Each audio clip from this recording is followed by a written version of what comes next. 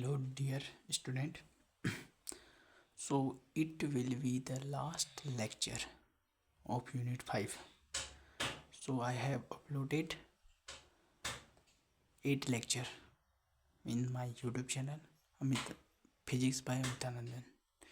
There I have one channel. There I have already uploaded this all lecture. You have to visit and वहाँ पे जाइए और उन lecture को आप अच्छे से देखिए तब जाके लास्ट वीडियो में आई, ना कि सीधे जंप मार दे। तो ये वीडियो जो है लास्ट लेक्चर है, तो इसमें हम कवर अप करेंगे, क्या करेंगे, parallel resistance of LCR series circuit. ठीक है, अभी सीरीज में नहीं है, पैरेलल में। अभी तक हमने पैरेलल में किया था रेजिस्टेंस। ठीक है, AC circuit containing the resistance in series, AC circuit containing the resistance in the parallel, वो वहाँ पे नहीं किए थे। ठीक है, तो अब हमने एक केस यहाँ पे करेंगे। वहाँ पे हमने क्या क्या किया था, AC circuit containing resistance in series, AC circuit containing impedance and resistance in series, तो सब सीरीज में किए थे बातें हमने। तो अब यहाँ पे हम क्या करेंगे, पैरेलल में बातें करेंगे। ठीक है, तो चलो इस फिगर को बना लेते हैं। ठीक है, तो क्या करें, पैरेलल की बातें क्या होती है पढ़ा होगा आपने। ठीक है, तो देखो जैसे मैं एक ही बना देता हूँ, ये लीजिए, पैरेलल केस बनाना है ना यहाँ पे। तो सबसे पहले क्या करना है, रेजिस्टेंस एलसीआर सर्किट कह रहे हैं, तो सर्किट कह रहा है तो हम एसी सर्किट से इसे जोड़ देंगे। सबसे पहले तो काम करो, एसी सर्किट से जोड़ दो। तो एसी सर्किट से इसे हमने जोड़ दिया, तो यहाँ पे लिखा E equal to E naught sine omega T, ये तो पता ही है आपको।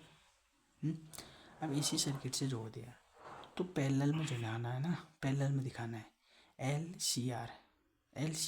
ठीक है, तो यहाँ पे जोड़ते हैं हम, ये मैंने बना दिया, ये क्या हुआ, एल इम्पीडेंस, और फिर मैंने यहाँ पे क्या किया, रेजिस्टेंस को जोड़ दिया। रेजिस्टेंस क्या हुआ, ये हुआ रेजिस्टेंस, ये आर कह दिया, और बीच में मैंने, ये बीच में इधर से सी को जोड़ दिया। समझ गई बात को। देखो एल पहले में था, पहले में जोड़ दिया, आर लास्ट में जोड़ दिया, जो सी जो है बीच में, कैपेसिटर मतलब, उसको बीच में जोड़ दिया पैरेलल में। ठीक है, तो जो बीच में था उसे बीच में जोड़ दिया, जो ऊपर था वो बगल और इनमें यहाँ जोड़ दिया। ये हुआ इम्पीडेंस, रेजिस्टेंस, कैपेसिटर। तो इम्पीडेंस को क्या लिखते हैं, ई एल इक्वल टू क्या होता है, ई एल इक्वल टू क्या होता है, L D I upon D T होता है, ये तो पता ही है। ई आर इक्वल टू क्या होता है, E R equal to I R होता है। और यहाँ पे क्या होता है, ई सी इक्वल टू क्या होता है, क्यू अपॉन सी। इनको बताने की ज़रूरत नहीं है, बता रखे हैं। ठीक है, फर्स्ट लेक्चर सेकेंड लेक्चर में सब ये कवर अप किया है। ठीक है, तो इतना हो गया। अब देखो यहाँ से मान लेते हैं हम करंट आई जा रही है। ठीक है, तो एक करंट आई यहाँ जाएगी, तो यहाँ से मान लेते हैं हम इस पर करंट गई I2, करंट I2 गई इसमें गई करंट I1 मान लेते हैं। तो अब इसे सॉल्व कैसे करेंगे, देखो इसे सॉल्व करने के लिए सिंपल सा तरीका देखते हैं। ये जो बीच वाला है, ये बीच वाले को बंद कर दो। अगर मैं इस बीच वाले को बंद कर दूँ, ये ऊपर नीचे का निकाल लूँ, तो ये चीज़ें हमने निकाल रखी हैं। AC circuit containing impedance and resistance हमने पीछे लेक्चर में निकाल रखी है, ये वाला निकाल रखी है डेरिवेशन, तो उससे इसका आंसर निकालेंगे। देखो ये बन गया, कैसे बना एक्चुअली में, देखो ये बना ऐसे, देखो ये हुआ एसी सर्किट, यहाँ पे एसी सर्किट लगा, ये हुआ। ठीक है, तो इधर से हमने इम्पीडेंस लगा दिया यहाँ पे। ठीक है, और इधर से रेजिस्टेंस लग गया इसमें, तो ये आर हो गया, ये एल हो गया। ठीक है, ई एल इक्वल टू क्या होता है, L D I open D T होता है। ठीक है, ई आर इक्वल टू क्या होता है, आई आर होता है। ठीक है, और यहाँ पे एसी सर्किट। ठीक है, तो ई इक्वल टू क्या होता है, E naught sine omega T होता है। इतना पता है, ये तो पता ही होगा। अब देखो हमने इसका निकाल रखा था। ठीक है, अगर आपको याद है तो ये हमने निकाल रखा था, क्या निकाल रखा था, Z equal to AC circuit containing impedance and resistance. तो उसके लिए जो हमारा आंसर आया था, उसकी हमने डेरिवेशन की थी, उसको सॉल्व करके जो हमारा आया था वो क्या आया था, याद है आपको, चलो मैं बता देता हूँ। वो आया था under root R square plus X L का होल स्क्वायर, ये आया था। समझ गए ये बात? ठीक है, तो ये आया था। और वहाँ से एक चीज़ और आई थी जो हमने क्या किया था, देखो एक चीज़ और आया था, 10 फाई इक्वल टू क्या था, 10 फाई इक्वल टू क्या था बताओ, एक्स एल अपॉन आर था। और एक्स एल को हम लिख सकते हैं ओमेगा एल, क्या लिख सकते हो, ओमेगा एल अपॉन आर भी लिखते हैं। ठीक है, एक्स एल को ओमेगा एल लिखते हैं। तो ये हो गया यहाँ से क्लियर, इतनी बातें क्लियर हुई। अब देखिए अब क्या कर सकते हैं, अब आगे बढ़ते हैं। तो देखिए मैं ये जेड है, जेड हमारा क्या आया था, कैसे आया था बताओ। देखो जेड स्क्वायर था, जेड स्क्वायर बन गया था, कैसे बनना था, देखो अगर हमने आई क्या था फॉर्मूला, याद है आपको, इम्पीडेंस का फॉर्मूला क्या होता है, ई नॉट। ठीक है, E naught upon I not, ये था, ये भी स्क्वायर में था, ये भी स्क्वायर में था। तब हमारे क्या आया था, ये R square plus X L का होल स्क्वायर था। ठीक है, तो ये स्क्वायर हटा तो ये अंडर के अंदर तब आया था। ठीक है, तो ऐसे ही तो आया था। तो मैं यहाँ से क्या करता हूँ, ई नॉट को इसके नीचे ले जाता हूँ, तो यहाँ बचेगा 1/आई नॉट बच गया, 1/आई नॉट बच गया। और ई नॉट को इसके नीचे ले जाता हूँ मैं, अगर मैं ई नॉट को इसके नीचे ले गया तो ई नॉट इसके नीचे आया तो अंडर क्या हो गया, R square plus X L का होल स्क्वायर हो जाएगा। हो गया इतना, एक्स एल का होल स्क्वायर। अब देखो अगर मैं इसे इन्वर्स कर दूँ, ऊपर कर दूँ, आई नॉट को ऊपर ले जाओ, ये कर दिया, तो ये क्या हो जाएगा, ऊपर चले जाएगा, चलेगा ना। तो ई नॉट अपॉन कितना हो जाएगा, आर स्क्वायर और R square plus X L का होल स्क्वायर हो जाएगा। तो ये हमारा आ गया इधर से एक, ये आ गया आई नॉट। तो ये आई नॉट आया तो मैं इसको क्या लिख सकता हूँ, देखो ना, इसमें करंट यहाँ से आई नॉट फ्लो हो रही थी, यहाँ जा रही थी आई वन। तो आई टू को हम क्या कर सकते हैं, आई नॉट को आई वन लिख सकते हैं। तो आई वन इक्वल टू यही होगा, आई वन इक्वल टू क्या हो जाएगा, E naught under R square plus X L का होल स्क्वायर हो जाएगा। ये आई वन की वैल्यू आ गई, ये कितनी आई, आई वन की वैल्यू आ गई। ठीक है, आई वन की वैल्यू आ गई। अब आई टू की वैल्यू कैसे निकालेंगे, देखो अगर आई टू निकालना है तो कैसे निकालेंगे बताओ। अगर हम अब आई टू को कैसे निकालेंगे, देखो इस फिगर को देखो आप, हमने ये और ये देखो ना, ये वाली लाइन और ये वाली लाइन को लिया हमने, तो AC circuit containing resistance and impedance का निकाल लिया। अब एसी सर्किट कंटेनिंग, अब इस वाले को बंद कर दो, ऊपर वाले को नीचे, अब ये बंद कर दिया मैंने। अब बच गया क्या, एसी सर्किट ये है, कंटेनिंग क्या हो गया, कैपेसिटर ओनली। तो एसी सर्किट कंटेनिंग कैपेसिटर, तो इसको मैं यहाँ पे बना दूँ तो ये कैसे बनेगा, देखो ये एसी सर्किट है, ये एसी सर्किट बनाया। अब इसमें कैपेसिटेंस है ओनली, इसमें कैपेसिटेंस लगा है। ठीक है, ई सी इक्वल टू क्यू अपॉन सी लगा है। ठीक है, तो यहाँ पे ई इक्वल टू क्या हो जाएगा, E naught sine omega T. अब इसका हमने निकाल रखा है, बता सकते हो, AC circuit containing only impedance, AC circuit containing only capacitance. तो उसके लिए हमने निकाल रखा था, क्या निकाल रखा था बताओ, बताओ जल्दी बताओ, जल्दी बताओ क्या निकाल रखा था। आई इक्वल टू क्या निकाल रखा था, याद है कुछ, ई नॉट अपॉन एक्स सी निकाला था, ई नॉट अपॉन एक्स सी निकाला था। अगर दिखाऊँ मैं तो यहाँ पर दिखाने से बहुत लेट हो सकती है, चलो एक बार क्विकली आपको दिखा लेते हैं कहाँ पे किया था वो। ठीक है, एसी सर्किट कंटेनिंग, ये देखिए एसी सर्किट, ये सेम टू सेम है, डिक टू डिक है। ठीक है, तो इसका आंसर क्या आएगा, ये देखिए E naught X C equal to क्या था, आई नॉट। तो आई नॉट ई नॉट कितना हो जाएगा, आई नॉट इक्वल टू, ठीक है, आई नॉट ई अपॉन एक्स सी, ये कर दिया। ठीक है, क्लियर हुई बात है, ये देखिए यही हुई। अब देखिए अगर इसमें हम बात करें तो यहाँ से आई नॉट तो जा रहा है, बीच में क्या जा रहा था, आई टू जा रहा था, बीच में आई टू जा रहा था। तो ये यहाँ पे हम आई नॉट की जगह में आई टू लिख सकते हैं। तो आई टू कितना हो गया, ई नॉट अपॉन एक्स सी हो गया, आई टू ये आ गया, आई टू ये आ गया, आई वन ये आ गया। और इसके लिए हम एक चीज़ और करते थे, इसके लिए हमारा 10 फाई क्या करते थे, 10 फाई इक्वल टू क्या होता था, ई नॉट अपॉन एक्स सी ठीक है, एक्स सी। तो यहाँ से हम एक्स सी इक्वल टू होता है 1/ω/c, ठीक है। और 10 फाई क्या होता है, ऐसा होता था? नहीं, ये थोड़ी था, ये नहीं था, ये था। वो क्या था, देखो यहाँ पे लिख देते हैं। चलो ये इसका यहाँ से ऐसे, हाँ ठीक है, ये क्या लिख देते हैं, जो 10 फाई था, 10 फाई इक्वल टू क्या था, एक्स सी अपॉन आर आता है, ठीक है। ये इक्वल टू कितना आता है, 1/ω/c/r। ये निकाल रखा था, वहीं पे निकाला था जो जहाँ पे अभी हमने ये दिखाया था, ठीक है। तो ये होगा 1/c। इतना आ गया, क्लियर हुई बात है। ये दो बातें तो क्लियर हुई, इतनी बातें क्लियर हुई, इसमें कोई प्रॉब्लम की बात नहीं है, ठीक है। अब चलते हैं हम आगे बढ़ते हैं सवाल। अब आगे बढ़ते हैं, थोड़ा इसको भी आगे करते हैं, कम अच्छे से सॉल्व नहीं हो रहे हैं, अच्छे से नहीं दिख रहे हैं, ठीक है। चलिए आगे बढ़ते हैं, ठीक है। आगे बढ़ेंगे तो हम, अब देखिए, अब मैं यहाँ पे दो चीज़ कर लेता हूँ, ठीक है। ये मैं एक फिगर बना देता हूँ, देखिए ये मैंने बनाया, ये कर दिया, ठीक है। तो इधर से मैं क्या कर देता हूँ, ये E0 ले देता हूँ इसमें, और इसकी जो इसकी मैक्सिमम है उसे क्या मान लेता हूँ, E0 मान लेता हूँ, ठीक है। मान दो E0, देखिए चलो ये E0 मान लिया। अगर मैं इस एक्स एक्सिस में मूव करूँगा तो cos फाई करूँगा, तो इसके लिए मैं I1 कर देता हूँ। अगर मैं वाई एक्सिस में मूव करूँगा तो क्या होगा, I1 साइन फाई के इस रिस्पेक्ट में चलेंगे, इसमें कॉस में चलते हैं, इसमें साइन में चलते हैं, यही तो करते हैं, यही तो करते हैं, और क्या करते हैं, ठीक है।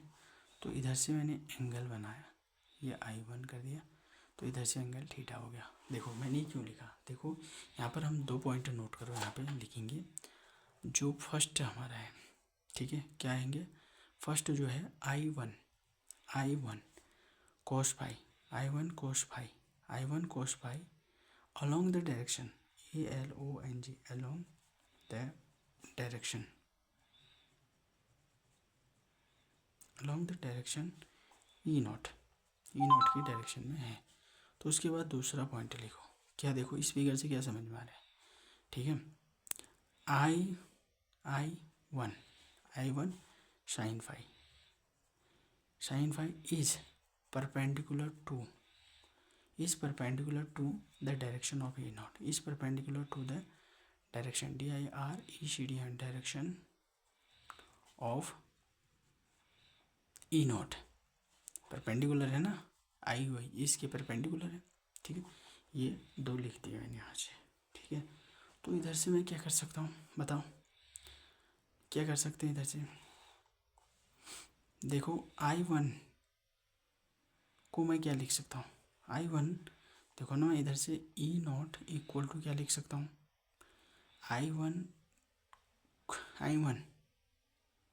cos फाई लिख सकता हूँ, नहीं लिख सकता हूँ, इसे इक्वेशन नंबर फर्स्ट दे दो।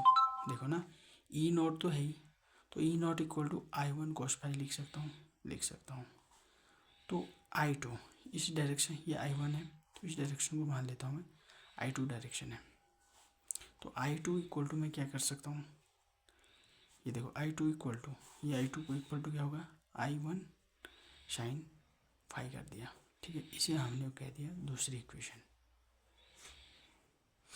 ठीक है।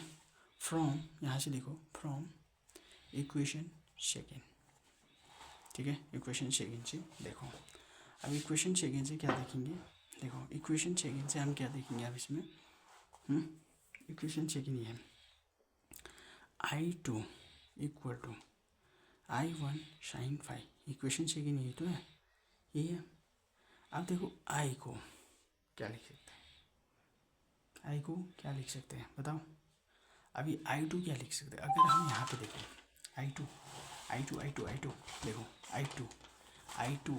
I2 ये है, I2 equal to E0 XC अभी निकाला है, तो I2 की जो हम E0 अपॉन XC को लिख सकते हैं, E0 अपॉन XC लिख सकते हैं, ठीक है। E0 अपॉन XC को लिख सकते हैं, ठीक है। तो E0 अपॉन XC लिख दिया, ठीक है। अब देखिए, I1 की जगह में ये I1 बचा और साइन फाई बचा।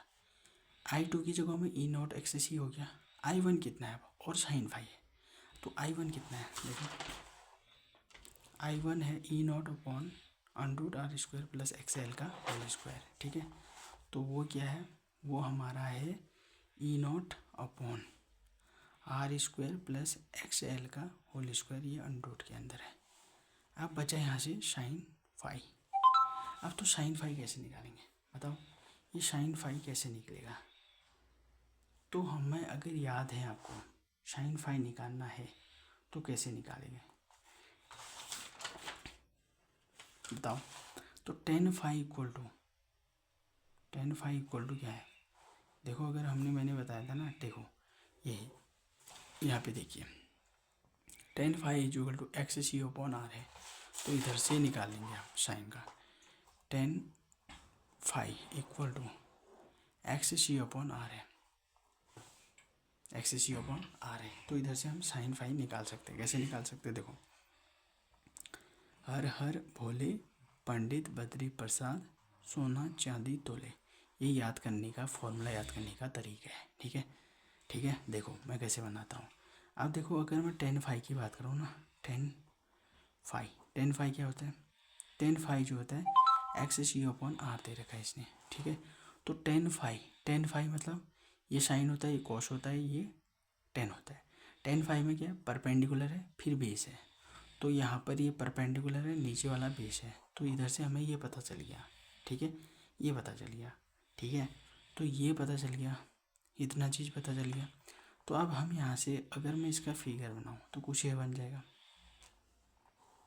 ये होता है बेस, ये होता है परपेंडिकुलर, ये होता है हाइपोटेन्यूज। अब हमें पता है परपेंडिकुलर उसको क्या मिल रखा है, एक्स सी मिल रखा है, परपेंडिकुलर मिला है एक्स सी, गलत तो नहीं लिख दिया, हर हर भोले प्रसाद सोना चांदी तोले। ठीक है, ये एक्स सी और बेस कितना मिल रखा है, आर मिल रखा है, ठीक है लिख रखा है। ठीक है, बेस आर मिल रखा है। अब ये वाला पॉइंट चाहिए। ठीक है, देखो ना, अगर देखो रुको 2 मिनट रुको, सब्र करो। ठीक है, तो यहाँ से अगर मैं इसको और सॉल्व करूँ तो E naught X C equal to E naught upon R square plus X L का होल स्क्वायर कर दो और इधर से अंडर लगा दो। तो साइन फाई को क्या लिख सकता है, परपेंडिकुलर अपॉन हाइपोटेन्यूज लिख सकते हैं। Sine perpendicular upon hypotenuse. ठीक है, तो लिख दिया परपेंडिकुलर अपॉन हाइपोटेन्यूज। ठीक है, अब परपेंडिकुलर क्या है, ठीक है, अब चाहिए हमें हाइपोटेन्यूज। ये तो परपेंडिकुलर है, चलो ये परपेंडिकुलर है, ये बेस है, अब ये हमें चाहिए हाइपोटेन्यूज।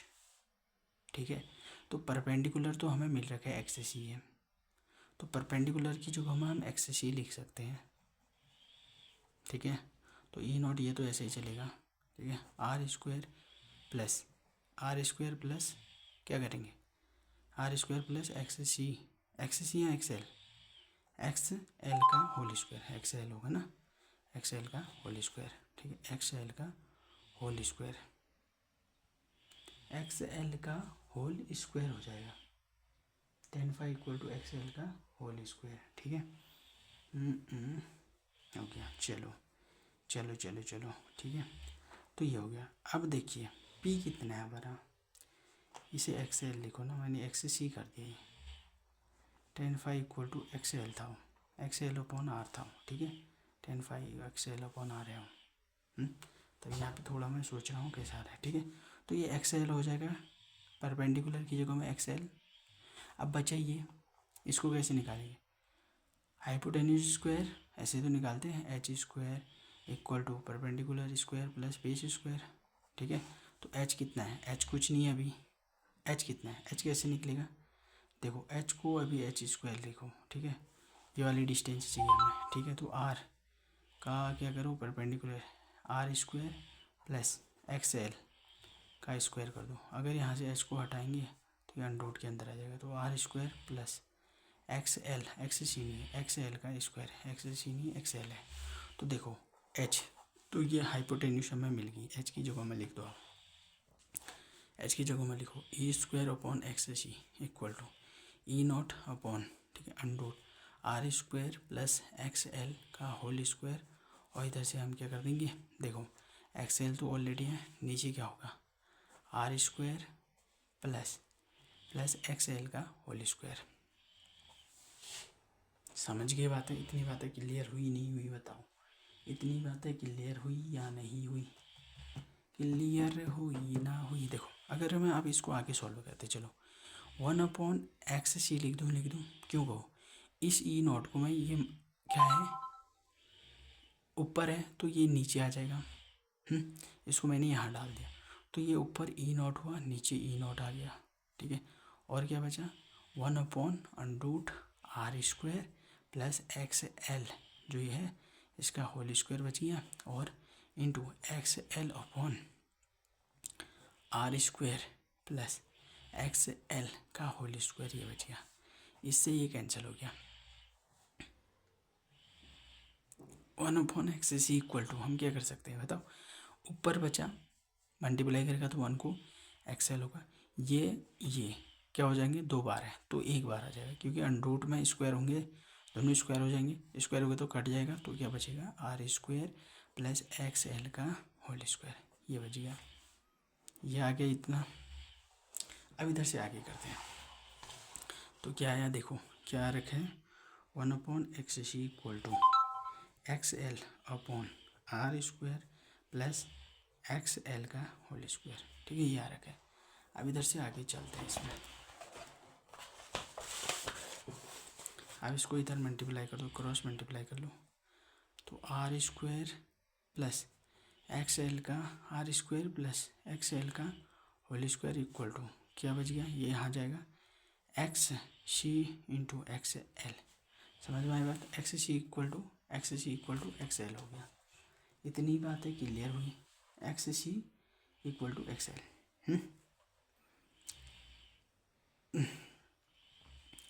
अब इधर क्या कर सकते हैं, देखो r² प्लस एक्स एल को हम लिख सकते हैं ओमेगा एल भी लिख सकते हैं, तो इसका स्क्वायर है, तो XC को क्या लिख सकते हैं ओमेगा, XC को क्या लिख सकते हैं एक्स एल को, सॉरी एक्स, इसको देखो ना, इसको बाद में लिखो, XC को बाद में लिखो, तो एक्स एल को क्या लिख सकते हैं ओमेगा एल लिख सकते हैं, और XC को क्या लिख सकते हैं 1/, XC को हम क्या लिख सकते हैं 1/ओमेगा c लिख सकते हैं। ये तो था 1/ओमेगा c लिख सकते हैं, बिल्कुल लिख सकते हैं, नहीं लिख सकते हैं, क्लियर हो रहा है नहीं हो रहा बात है, इंटू में है तो कैंसिल हो जाएगा, तो यहाँ से हुआ r² equal to omega l², omega l² equal to l/c बच गया, l/c बच गया। डिवाइड होल इक्वेशन, यहाँ पे लिखो divide whole equation by l² से इस होल इक्वेशन को हम डिवाइड कर देते हैं, ठीक है। तो r² plus ओमेगा² plus l/c l², ठीक है। इस l से ये कैंसिल हुआ, इससे एक पावर इसकी कैंसिल होगी, तो यहाँ से बच गया, क्या बच गया, क्या बचा बताओ r²/l², ठीक है, और प्लस क्या बचा प्लस ओमेगा² प्लस क्या बचा 1/LC बचा, 1/LC तो बच गया, नहीं बचा 1/LC, ठीक है, 1/LC बच गया। अब क्या करें, कुछ तो हुआ, LC जो था वो इक्वल टू के बाद था, ये हमने प्लस किया यहाँ पे, तो इसको यहाँ पे थोड़ा ध्यान दीजिए, ये इक्वल टू है, ठीक है, तो ये इक्वल टू में है, ठीक है, थोड़ा सा मिस्टेक, ठीक है, इक्वल टू है, ये हो गया। अब क्या कर सकते हैं बताओ, ये इसको मैं यहाँ ले जाऊँ तो क्या बचेगा ओमेगा² यहाँ रहा, तो 1/LC यहाँ है, तो इसको यहाँ डाल दो, ये इसे यहाँ डाल दो, तो ये माइनस में चले जाएगा, r²/l² हो जाएगा, तो इधर से ओमेगा² हटेगा तो ये पूरे किसके अंदर आएगा, अंडरूट के अंदर आएगा, 1/LC माइनस r²/l²। इतना क्लियर हुआ। तो f क्या होता है, फ्रीक्वेंसी, मैंने बता रखा है f इक्वल टू होता है फ्रीक्वेंसी 2πn जिसकी वैल्यू होती है, तो एफ़ की जगह में, ठीक है, ओमेगा की जगह में लिखिए।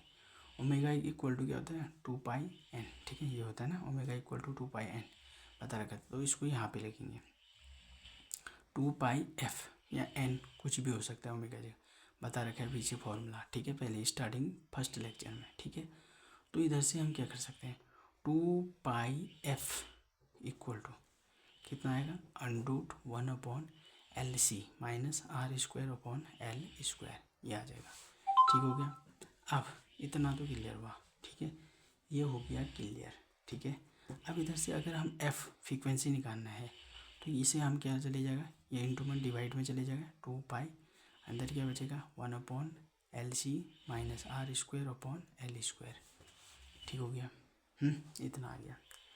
अब देखो ये तो आ गया आंसर, छोड़ सकते हैं यहाँ पर भी, ठीक है, लेकिन अगर आगे करना चाहें तो फिर और भी लिख सकते हैं। इफ़ क्या करेंगे, if f is a real number, if f is real number, if f is a real number, यह f इज ए रियल, अगर रियल हो तो 1/LC जो ग्रेटर होगा r²/L² से, तो ये निगलिजिबल हो जाएगा, ये बड़ा है तो ये निगलिजिबल कंसीडर करेंगे। तो f इक्वल टू हमारा यहाँ से हो जाएगा, ठीक है, निगलिजिबल कंसीडर करेंगे। तो f को मैंने कह दिया r ग्रेटर देन क्या हो जाएगा बताओ, r ग्रेटर देन, इधर से हमारा क्या हो जाएगा, ये तो सही हुआ, क्लियर हो गया, r²/L² इतना आ गया। तो यहाँ से दूसरी चीज़ देखो, r इज लेस देन क्या हो जाएगा 1/L/C कर दो, L/C कर दो, ठीक हो गया।